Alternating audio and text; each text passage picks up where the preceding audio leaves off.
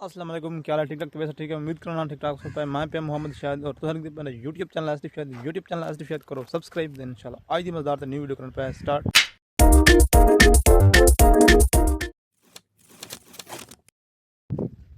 आज दी वीडियो शुरू करने को पहले मेरे चैनल को सब्सक्राइब थे। आज दी मज़ेदार न्यू वीडियो करने पे स्टार्ट। और आज दी वीडियो कैसे की थी? आज दी वीडियो है पे अगर मोबाइल दा विच गूगल अकाउंट इन पे थोड़े को ढेर सारे और ना डिलीट करना चाहते वे तो डिलीट करने का क्या तरीका हमेशा की तो अपने मोबाइल विच गूगल अकाउंट को रिमूव कर लो।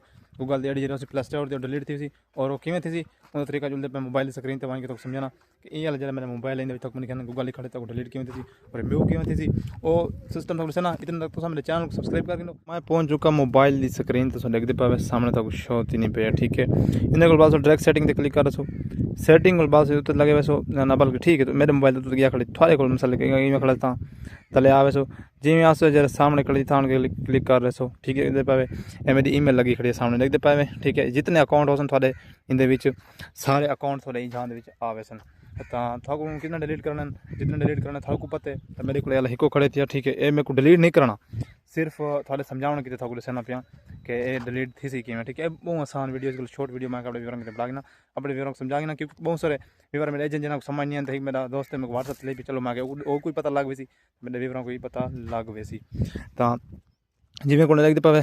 ठीक है, इन्हें तो क्लिक करे सो तले रिमूव अकाउंट आ गए इन्हें क्लिक करे सो थोड़ी एडी मतलब कि जरी ईमेल खड़ी है लगी वैसी तो मैं तो क्यों ना क्लिक करना क्योंकि मेरे को लगी वैसी तो मेरे को हिका ईमेल है भाई ईमेल ही कोनी तो इन वजह तू मां को डिलीट ना करना अगर तुसा करने वे तो यह तरीका आने पिया और शॉर्ट वीडियो आने पई। अगर वीडियो चंगी लगे तो चैनल को सब्सक्राइब करो, वीडियो को लाइक करो और अपने दोस्तों भी शेयर करो तो इंशाल्लाह मिल सवेरे बात कोई मज़ेदार वीडियो नाल। अल्लाह हाफिज़, बाय।